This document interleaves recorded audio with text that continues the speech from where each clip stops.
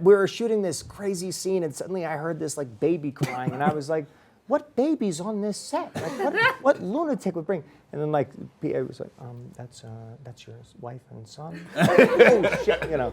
But it's that, you know. It was like 3 a.m.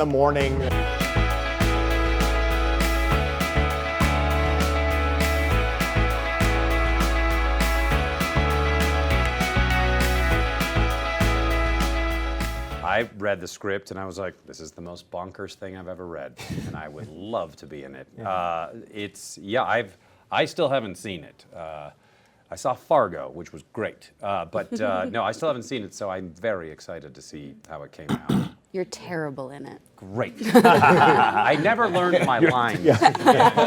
So He thought we were shooting Fargo. Yeah, but I have nenever read anything like it, so I'm very excited to see it.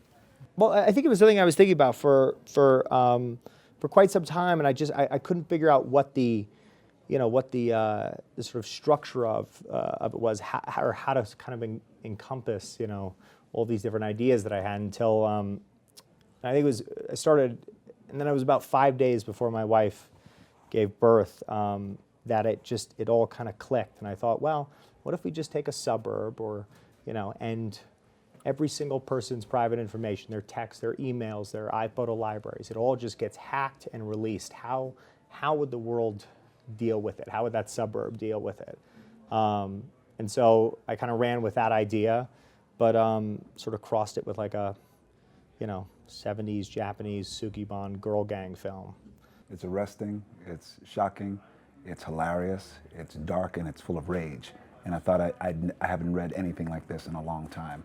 That really responds to exactly what we're trying to wrestle with in our culture, about women, about male-female relationships, about race, things that are subversive, what's underneath these seemingly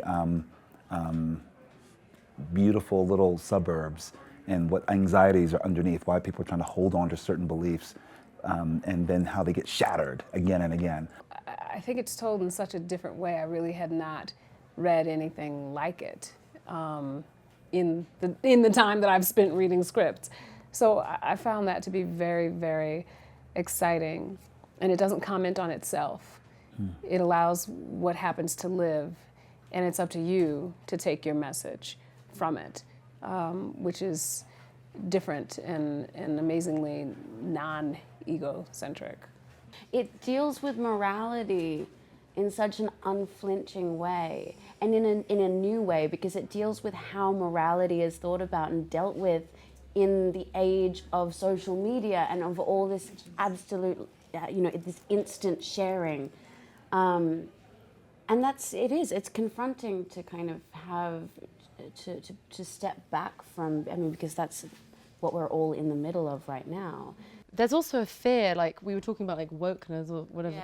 Yeah. We're all, I think everyone's slightly nervous of getting like caught out. Like, are you woke, or like? And I feel something and I post it, and then I feel something else the next day, and it's all just, we're putting everything to 150 characters, and we're trying to, like Sam was saying, like the loudest person will win. The craziest thing you say will get the most reposts, and then it's like, what kind of world is that to live in? It's mad. Like nuance has disappeared.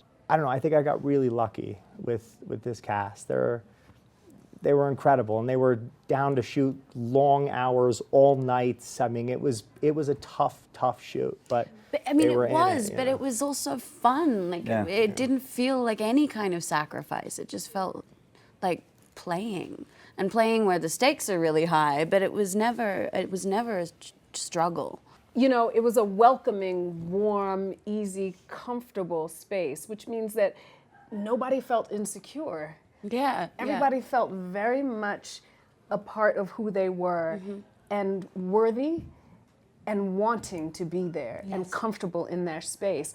And I attribute that to Sam, because that always comes from the top down. You can be in a movie or a play or whatever, and people make it feel like it's the fucking Olympics and everybody's competing against each other. Well, you're not. You all have to tell a story. Right. It cannot be a competition. You have to have a space where the ingredients mix.